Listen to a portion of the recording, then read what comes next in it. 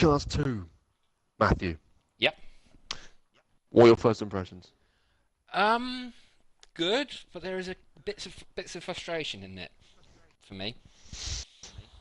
Yeah, let's do something different. Let's open with your frustrations, because if anyone follows you on Twitter, they'll see your little bit of public meltdown. Was it last Friday? Yeah, it wasn't. Well, it was quite a polite meltdown because it wasn't just fuck this, fuck that, fuck that, fuck that. It was kind of just like polite middle class meltdown. Gentlemanly. Yes, it was a gentlemanly mental breakdown. Um, yeah. Go into it. What happened? Well, one of the new things in this game is they've added rallycross. So Mm.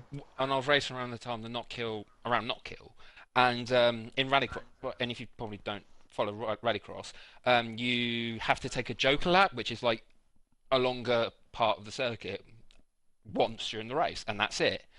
But around not kill, the detection for saying, "Oh, you've done a joker lap," is further forward. So literally, all you have to do is when you get to the final corner, is literally just roll wide a little bit, hit the detection, and it says, "Oh, you've done a joker lap."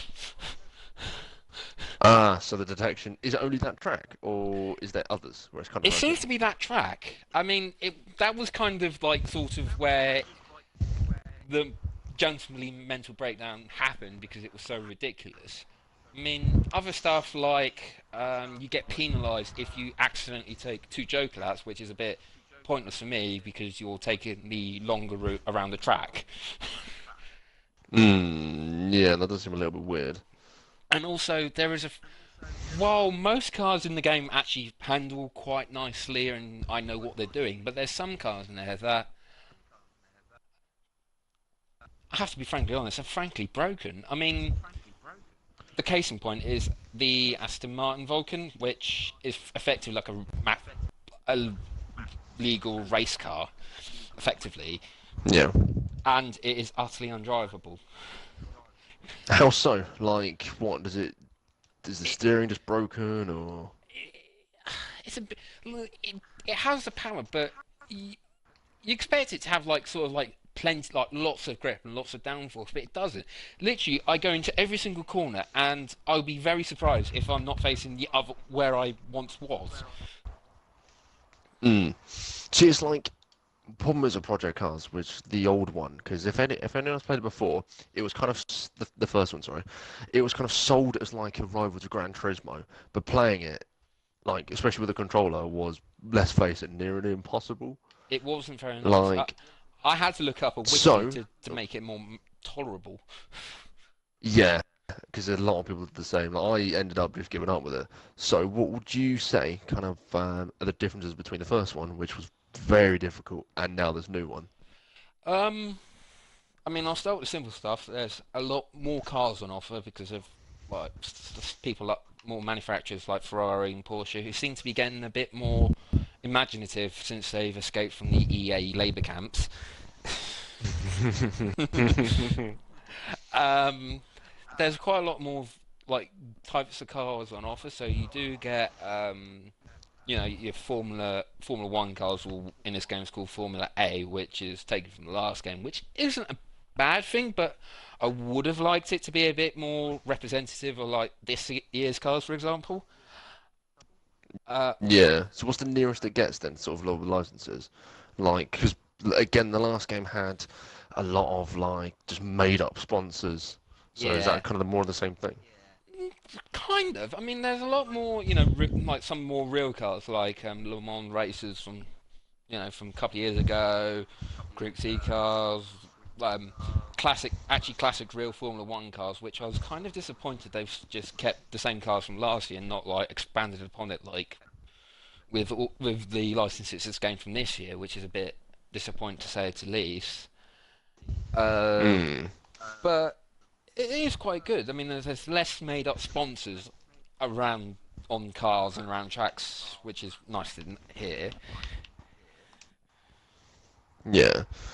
So is there big changes to like career mode, or is it kind of the same kind of progression through championships and then where you off to next? You know, like I last year. mean, It's kind of more of the same, but with more championships added in. So, like, if you remember from the last edition, you could choose like what avenue you want to go down. So, if you wanted to go down the single-seater route, or go down Le Mans route, or touring cars, GT3, you can still do that from this year, Mm.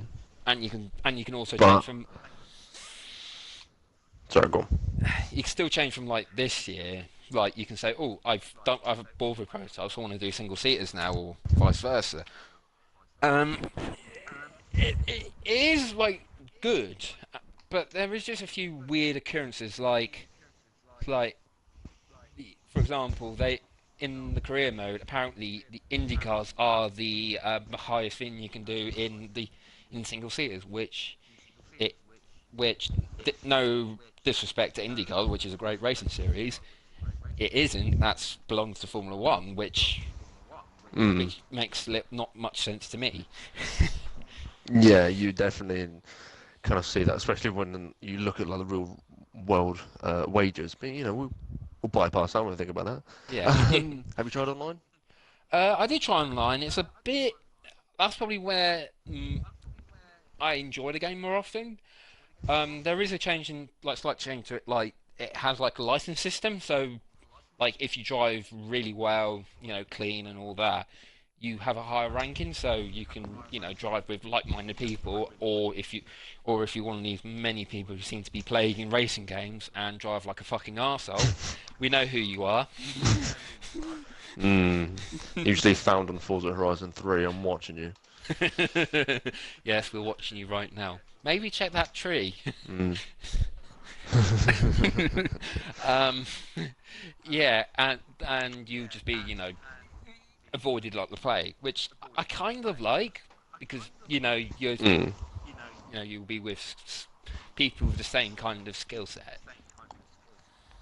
So going back to it, is it easier to control, or is it about as difficult as before? It's a lot better. I wouldn't say it's perfect. Mm. I mean, 'cause it has a new tire model, which does work a lot better. And some of the more high downforce cars, like Le Mans prototypes and all that, they feel a lot nicer to drive. But Yeah. But as I said, but some of the cars like the Aston Martin Vulcan and one or two others from the top of my head, which I can't remember, they are not very nice to drive. Right. And Okay, Matt. Well, and for a game go on. for a game that really wants to rival like Gran Turismo and Forza, which one of the game designers actually came out in an interview, you kind of really need to get all the cars feeling nice to drive and not just some good and some kind of on the verge of being At the broken. wayside. Yeah. Yeah. And for a game, and if you've got esport aspirations, make sure it's kind of a solid game from Ground up. day one, not just oh wait, not kill rallycross circuits is a tad broken. We should have fixed that. Yeah, yeah. Without going a patch, because that seems like to be kind of the out now, fix later, which you kind of don't want to start falling into. No, it's kind of that's why I kind of like Forza and GT more because it's like it's pretty much solid from the outset, even Formula One, the latest Formula One game to a certain extent. There was like one or Yeah, two problems, but it felt solid. Whereas this yeah, felt, yeah. There was kind of a couple. I remember the online bug where me and you kept trying to play it and it kept kicking me out of the lobby for no reason. yeah, that was a bit annoying. Annoying. Well, for you. Controller snappingly frustrating. Uh, any other words you want to use? I could think of a few. Um, right. So, where can your entire review be read? Well, if you want to grace your eyes with my wonderful review, you can look at it at xnevergaming.co.uk. You can follow myself at Mr. underscore Clowns22 and Darren at XNVR Darren? Yes. Yeah. Yay. Yeah, Yes. I'm good at remembering. and you can follow us on Twitter, Instagram, Facebook with the same name. And yeah, that's pretty much it. Yeah, yeah, nice one. Thanks, man. You're welcome.